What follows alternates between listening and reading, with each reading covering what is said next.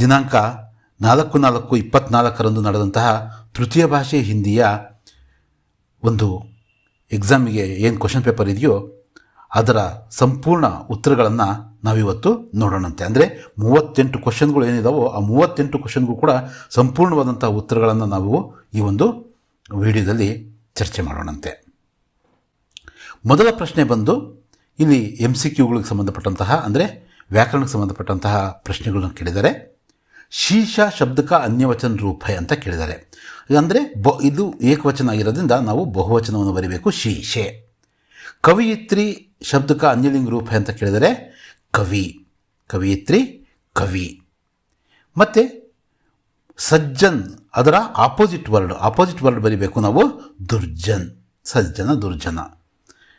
ಜೋಗ್ ಅಬ್ಬಿ ಗೋಕಾಕ್ ಶಿವನ್ ಸಮುದ್ರ ಆದಿ ಜಲಪ್ರಪಾತ ಮನಮೋಹಕ ಅಂತ ಬರೆದು ಕೊಟ್ಟಿದ್ದಾರೆ. ಇದಕ್ಕೆ ಇದು ಪುಲಿ ಸ್ಟಾಪ್ ಏನಿದೆಯೋ ಅಲ್ಪ ವಿರಾಮವನ್ನು ನಾವು ಇಲ್ಲಿ ಬರೀಬೇಕು.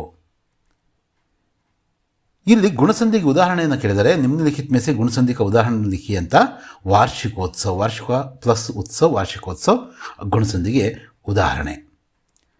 ಗಾಡಿ ಆನೆ ಮೇ ದೇರ್ ಹೈ, ಇದು ಮೇ ಅಂತಕ್ಕಂಥದ್ದು ಸರಿಯಾದ ಕಾರಕ ಚಿಹ್ನೆ. ಹಾಗೆಯೇ ನಿಮ್ನಲಿಖಿತ ಮೇಸೆ ಪ್ರಥಮ ಪ್ರೇರಣಾರ್ಥ ಕ್ರಿಯಾರೂಪ ಹೈ ದಿಲಾನ. ದ್ವಿಗು ಸಮಾಸಕ್ಕೆ ನಾವು ಪಂಚವಟಿ ಅಂದರೆ ಅಲ್ಲಿ ಏನು ಬರುತ್ತೆ ನಂಬರ್ ಬರುತ್ತಲ್ವ, ಹಾಗಾಗಿ ಪಂಚವಟಿ. ಇದು ರಾಜ ರಾಣಿ ಅಂತಕ್ಕಂಥದ್ದು ದ್ವಂದ್ವ ಸಮಾಸ. ನೆಕ್ಸ್ಟ್ ಚಿಟ್ಟಿ भेजने के लिए अधिक समय, ईमेल भेजने के लिए कम समय ಅಂತಕ್ಕಂಥದ್ದು ನಾವು ಬರೆದ್ರಾಯಿತು, ಕಮ್ ಸಮಯ. ಹಾಗೆಯೇ ಭೋಲಾಪನ್ ಬಾಲಕೃಷ್ಣ ವಾತ್ಸಲ್ಯ ಕಿ ಮೂರ್ತಿ ಕೌನ್ ಯಶೋಧ, ಯಶೋಧ ಅಂತಕ್ಕಂಥದ್ದು ಸರಿಯಾದ ಉತ್ತರ. ಬಿಸ್ತರ್ ಕಿ ನೀಚೆ ದಬಾಯ ನಯಿ ಚಪ್ಪನೆ, ಸಿರ್ ಕಿ ನೀಚೆ ದಬಾಯ ಕಪ್ಪಡೆ, ಕಪ್ಪಡೆ ಅಂತಕ್ಕಂಥದ್ದು ಇದಕ್ಕೆ ಸರಿಯಾದ ಉತ್ತರ. ಇದಂತೂ ತುಂಬ ಈಸಿಯಾಗಿರ್ತಕ್ಕಂಥದ್ದು ನೋಡ್ರಿ. ನಾಗ್ಪುರ್ ಸಂತರ, ಕಾಶ್ಮೀರ್ ಸೇಬ್, ಇದಂತೂ ಯಾರು ನೀವು ತಪ್ಪು ಬರೆದು ಬಂದಿರಲ್ಲ. ಹಾಗೆಯೇ ನೆಕ್ಸ್ಟ್ ಪ್ರಶ್ನೆ ಒಂದೊಂದು ಪೂರ್ಣ ವಾಕ್ಯದಲ್ಲಿ ನಾವು ಉತ್ತರವನ್ನು ಬರೀಬೇಕು ಅಂತ ಕೇಳಿದರೆ, ಇಂಟರ್ನೆಟ್ ಕ್ರಾಂತಿ का असर किस पर पड़ा है ಅಂದರೆ बड़े बूढ़ों से लेकर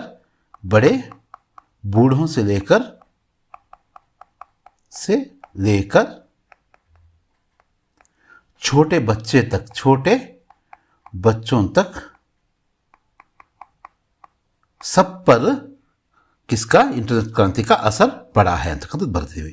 परमाणु किसे देखकर कांपते हैं, मानव के करों को देखकर कांपते हैं. ಹೆಂಗೆ ಬರೀಬೇಕಿದನ್ನ, परमाणु मानव के करों को ಅಂದರೆ ಕೈಗಳನ್ನು, करों को देखकर कांपते हैं. स्वागत समिति के मंत्री किसको डांटने लगे, कार्यकर्ताओं को, अपने कार्यकर्ताओं को डांटने लगे. किसको ಅಂತಕ್ಕಂಥ ಜಾಗದಲ್ಲಿ अपने ಕಾರ್ಯಕರ್ತಾओं को ಅಂತ ನಾವು ಬರೀಬಹುದು. ಕಾರ್ಯಕರ್ತಾओं को ಡಾಂಟ್ನೆ ಲಗಿ. ಇಲ್ಲಿ ಕಳ್ತನ ಭಾಳ ಆಗ್ತಿದೆಯಲ್ಲ, ನೀವೇನು ಮಾಡ್ತಿದ್ದೀರ ಅಂತ ಅಲ್ಲಿ ಸ್ವಯಂ ಸೇವಕರು ಇದ್ರಲ್ಲ, ಕಾರ್ಯಕರ್ತ ಅಂತ ಬರೀಬಹುದು, ಸ್ವಯಂ ಸೇವಕರು ಡಾಂಟ್ನೆ ಲಗಿ ಅಂತ ಬರೀಬಹುದು. ನೆಕ್ಸ್ಟ್ ಪ್ರಶ್ನೆ, ಕವಿ ಕೆ ಅನುಸಾರ ಬಹಾನೆ ಬನಾನೆ ಕಾ ಕಾರಣ ಕ್ಯಾ ಹೈ, ಇಲ್ಲಿ ಲಿಖಿಯೇ ಅಂತಕ್ಕಂಥ ಜಾಗದಲ್ಲಿ ನೀವು ಆಲಸ್ ಅಂತ ಬರೆದ್ರು ಕೂಡ ಸಾಕು. ಕವಿ ಕೆ ಅನುಸಾರ ಬಹಾನೆ ಬನಾನೆ ಕಾ ಕಾರಣ ಹೈ ಆಲಸ್. ನೆಕ್ಸ್ಟ್ ಮೇನ್ಗೆ ಹೋಗೋದಾದರೆ ಇದು 4ನೇ ಮೇನು. वीडियो कॉन्फ्रेंस के बारे में लिखिए ಅಂತ ಕೇಳಿದರೆ 2 अंकದ ಪ್ರಶ್ನೆಗಳಿವು. वीडियो कॉन्फ्रेंस द्वारा एक जगह बैठकर दुनिया के कई देशों के प्रतिनिधियों के साथ 8-10 दूरदर्शनों के पर्दे पर विचार विनिमय कर सकते हैं ಅಂತಕ್ಕಂಥದ್ದನ್ನು ನಾವು ಬರೀಬಹುದು. नेक्स्ट जलालुद्दीन ने कलाम जी को नई दुनिया का बोध कैसे कराया ಅಂತ ಕೇಳಿದರೆ, जलालुद्दीन ने कलाम जी को नई दुनिया का बोध कराया. उन्होंने कलाम को शिक्षित व्यक्तियों, वैज्ञानिक खोजों आदि के बारे में बताकर एक सीमित दायरे से बाहर निकाला.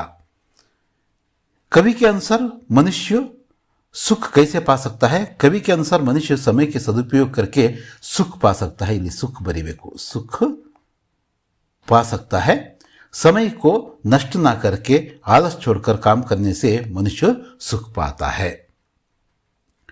दुकानदार ने लेखक से क्या कहा, दुकानदार ने लेखक से कहा, ಇದು लेखक, बाबूजी बड़े मज़ेदार सेब आए हैं, खास कश्मीर के, आप ले जाएं, खाकर तबीयत खुश हो जाएगी ಅಂತ ಹೇಳ್ದ. कवि भारत माँ से क्या प्रार्थना कर रहे हैं, कवि भारत माँ से प्रार्थना कर रहे हैं कि माँ हम सब तेरे साथ हैं, इस जग के रूप को बदल दो, इस नगर ग्राम में हर नगर ग्राम में ಜೈ ಹಿಂದ್ ಕನಾದ ಗೂಂಜ್ ಉಠೆ ಅಂತ ಹೇಳ್ಬಿಟ್ಟು ಪ್ರಾರ್ಥನೆಯನ್ನು ಮಾಡ್ತಾರೆ. ಕಿಂದ್ರುಲ್ ಆಲಿಮ್ ಅವ್ರು ಕಿಂಚಲ್ ಆಲಿದಾಮ್ ಜಂಗಲ್ ಕ್ಯೂ ಓರ್ ಕ್ಯೋं चल पड़े ಅಂತ ಕೇಳಿದರೆ, ಕಿಂದ್ರುಲ್ ಆಲಿಮ್ ಅವರು ಕಿಂಚಲ್ ಆಲಿದಾಮ್ जंगल की ओर चल पड़े क्योंकि वे मकान बनाना चाहते थे, लेकिन वे मकान बनाना नहीं जानते थे, इसलिए वे पशुओं से पूछताछ करने के लिए जंगल की ओर चल पड़े.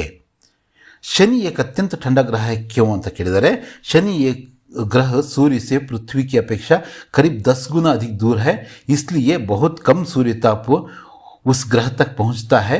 इसलिए शनि के वायुमंडल का तापमान शून्य के नीचे 150 डिग्री सेंटीग्रेड के आसपास रहता है. इस कारण शनि एक अत्यंत ठंडा ग्रह है. अथवा ಅನ್ನಕ್ಕಂಥ ಪ್ರಶ್ನೆ ಇದು.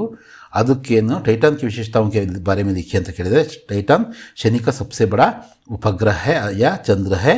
यह सौरमंडल का सबसे बड़ा महत्वपूर्ण दिलचस्प उपग्रह है. बड़ा अल्ला दिलचस्प उपग्रह है. टाइटन की सतह पर अंतरिक्ष या उतारा जा सकता है. 5150 किलोमीटर व्यास वाला टाइटन हमारे चंद्र से भी काफ़ी बड़ा है ಅಂತಕ್ಕಂಥದ್ದು ಬರೀಬೇಕು. ಸತ್ಯ के बारे में शास्त्रों में क्या लिखा है, सत्यम ब्रूयत ना ब्रूयत ಅಂತಕ್ಕಂಥದ್ದು ಇದೆಯಲ್ಲ, ಅದು ನಿಮಗೆ ನೆನಪು ಬರಲಿಲ್ಲ ಅಂದರೆ ಇಷ್ಟು ಬರೀರಿ. शास्त्रों में सत्य बोलने को कुछ इस तरह समझाया गया है कि सच बोलो जो दूसरों को प्रिय लगे, अप्रिय सत्य मत बोलो. अथवा ಅಂತಕ್ಕಂಥದ್ದನ್ನು ಕೂಡ ನಾವು ಚರ್ಚೆ ಮಾಡಿದ್ರೆ, पर्यावरण के बारे में सलमा क्या कहा, सलमा ने क्या कहा, सलमा ने कहा प्रकृति हमारी माता है, इसलिए हमें प्रकृति के संसाधनों का अपव्यय नहीं करना चाहिए. अपने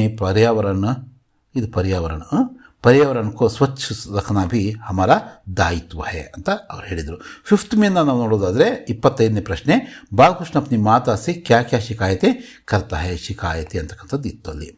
ಮತ್ತೆ बालकृष्ण अपनी माता से शिकायतें करता है कि बलराम मुझे बहुत चिढ़ाता है. वह कहता है कि तुम माता यशोदा के नहीं हो, तुम्हें मोल लिया गया है. वह कहता है कि माता पिता तो गोरे रंग के हैं, लेकिन तेरा रंग काला है. वह सभी के सामने मुझे चिढ़ाता है, सब मुझ पर हंसते हैं. सभी मित्रों को कहता है कि कहता है कि तुम लोग भी कृष्ण को चिढ़ाओ. वो भी चिटकी मार मार कर हंसते हैं. ಈ ಥರ ಶಿಕಾಯತೆ. 26ನೇ ಪ್ರಶ್ನೆ, रोबोटिक संघ ने साधोराम की समस्या का समाधान कैसे निकाला. रोबोटिक संघ ने साधोराम की समस्या का समाधान इस प्रकार निकाला ಅಂತಕ್ಕಂಥದ್ದು बरियाण. संघ के अध्यक्ष ने संघ की कार्यकारिणी को आपातकालीन बैठक बुलाई. बैठक में तय हुआ कि सभी रोबोटिक कंपनियों के काम करने वाले रोबोटों की हड़ताल का आह्वान कर दिया जाए. इस प्रकार कंपनियों में हलचल मच गई और अंत में साधोराम को काम पर रखने के लिए धीरज सक्सेना मजबूर होना पड़ा. बसंत ने नोट बनाकर वापस क्यों नहीं लौटा, कारण स्पष्ट कीजिए. ಇದನ್ನು ನಾವು ಬಸಂತ್ ಕಿ ಸಚ್ಚಾಯಿಯಿಂದನೇ ಯಾವುದು ಆತನ ಪ್ರಾಮಾಣಿಕತೆ ಬಗ್ಗೆ ಬರಿತೀವಲ್ವ, ಅಲ್ಲೇ ಈ ಪಾಯಿಂಟ್ಸ್ಗಳು ಕೂಡ ಬರ್ತವೆ. ನಾವು ಅದನ್ನು ಸ್ವಲ್ಪ ನೀಟಾಗಿ ಬರಿಬೇಕು. बसंत ने राजकिशोर का 1 रुपये का नोट बनाकर वापस नहीं लौट सका क्योंकि वह एक मोटर के नीचे आ गया था. इस दुर्घटना के कारण वह बुरी तरह घायल हो चुका था. उसका एक पैर कुचल गया था. इसलिए बसंत समय पर राजकिशोर का नोट बनाकर वापस नहीं लौटा पाया था. आधुनिक मानव की भौतिक साधना का वर्णन कीजिए. अभिनव मनुष्य पद्यದ प्रश्ने. आधुनिक मानव की भौतिक साधना बहुत है. वह प्रकृति पर विजय प्राप्त कर ली है. वह वारी विद्युत भाप को अपने हुक्म पर बढ़ा या घटा सकता है. नदी पर्वत सागर आदि को एक समान लांघ सकता है. इसके करों को देखकर परमाणु भी कांपते हैं. यही इसकी भौतिक साधना है. 29ನೇ ಒಂದು ಪ್ರಶ್ನೆ, लेखिका ने गिल्लू के प्राण कैसे बचाए. महादेवी अथवा ಇದನ್ನು ಈ ಥರ ಕೂಡ ಕೇಳಬಹುದು ಅಂತ ಇಲ್ಲಿದೆ. महादेवी वर्मा जी ने घायल गिल्लू को हौले से उठाकर अपने कमरे में लाई. रुई से रक्त पोंछकर घावों पर पेंसिलिन का मरहम लगाया. उसके मुख पर पानी टपका कर उसकी जान बचाई. इस तरह लेखिका ने गिल्लू के प्राण बचाए. बाल शक्ति ने कौन कौन से कार्य करने का निश्चय किया ಅಂತಕ್ಕಂಥದ್ದು ಕೇಳಿದರೆ, बाल शक्ति ने गांव को सुंदर और स्वच्छ रखने के लिए कई कार्य करने का निश्चय किया। गांव में कूड़ा फेंकने के लिए एक निश्चित जगह बनाना, रास्ते के गड्ढों को ढांपना, गांव के चारों ओर पेड़ लगाना, गंदा पानी जमा होने से रोकना आदि। दक्षिणी शिखर के वातावरण का वर्णन बिचेंद्री ने कैसे करती है?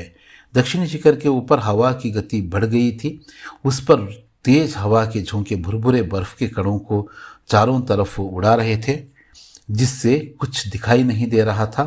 ढलान एकदम सीधी नीचे चली गई थी। ಇದು ಭಾವಾರ್ಥಕ್ಕೆ ನೋಡ್ರಿ, ನಾವು ಮಾತಾಡಿದ್ವಲ್ಲ, ನಿನ್ನೆ ತಾನೇ ಮಾತಾಡಿದ್ವಿ. ದಯಾ ಧರ್ಮ ಕಾ ಮೂಲ ಹೈ, ಪಾಪ ಮೂಲ ಅಭಿಮಾನ್, ತುಳಸಿ ದಯಾನ ಛಾಂಡಿಯೇ ಜಬ್ ತಕ್ ಘಟ್ ಮೇ ಪ್ರಾಣ. ಕೊನೆ ಕ್ಷಣದ ಇದರಲ್ಲಿ ಇದ್ರ ಬಗ್ಗೆನೇ ವಿಶೇಷವಾಗಿ ಇದೇ ಬರುತ್ತೇನೋ ಅನ್ನೋ ರೀತಿಯಲ್ಲಿ ಮಾತಾಡಿದ್ವಿ. ಹಾಗೆ ಆಗಿದೆ. प्रस्तुत दोहे में तुलसीदास जी कहते हैं कि दया धर्म का मूल है और अभिमान पाप का, इसलिए जब तक शरीर में प्राण है, में ಅಂತಕ್ಕಂಥದ್ದು 2 ಸಲ ಬಂದಿದೆ, प्राण है तब तक मानव को अपना अभिमान छोड़कर दयालु बने रहना चाहिए.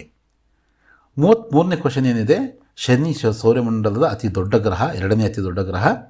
ಇದು ಭೂಮಿಗಿಂತ 750 ಪಟ್ಟು ದೊಡ್ಡದಾಗಿದೆ. ಶನಿ ಗ್ರಹದ ವ್ಯಾಸವು 116,000 ಕಿಲೋಮೀಟರ್ ರಷ್ಟಿದೆ ಅಂತೇಳ್ಬಿಟ್ಟು ನಾವು ಬರೀಬೇಕು. ಮತ್ತು 4 ಮಾರ್ಕ್ಸ್ನ ಕ್ವೆಶ್ಚನ್ನು ಕರ್ನಾಟಕ ಸಂಪದದಿಂದನೇ ಕೇಳಿದರೆ, ಶಿಲ್ಪಕಲಾ ಬಗ್ಗೆ ಕೇಳಿದರೆ, ಮತ್ತು ಕರ್ನಾಟಕದ ಭಾಷೆ ಮತ್ತು ಸಂಸ್ಕೃತಿಗೆ ಸಾಹಿತ್ಯಕಾರರ ಕೊಡುಗೆ ಏನು ಅಂತ. कर्नाटक राज्य शिल्पकला, राज्य की शिल्पकला अनोखी है. बादामी, ऐहोळे, पट्टदकल्लु में जो मंदिर हैं उसकी शिल्पकला और वास्तुकला अद्भुत है. बेलूरू, हड़ेबीಡು, सोमनाथपुर के मंदिर में पत्थर की जो मूर्तियां हैं वे सजीव लगती हैं. श्रवणबेळगोळ में 57 फुट ऊंची गोमटेश्वर की एक शिला प्रतिमा है. विजयपुरा में गोल गुंबज की विस्परिंग गैलरी वास्तुकला का अद्वितीय दृष्टांत है. अथवा ಕೇಳಿರ್ತಕ್ಕಂಥದ್ದು ಏನು, वचनकर बसवण्णा, अक्क महादेवी, अल्लमा प्रभु, सर्वज्ञ जैसे अनेक संतों ने अपने अनमोल वचनों द्वारा प्रेम, दया और धर्म की सीख दी है. पुरंदरदास, कनकदास आदि भक्त कवियों ने नीति सदाचार के गीत गाए हैं.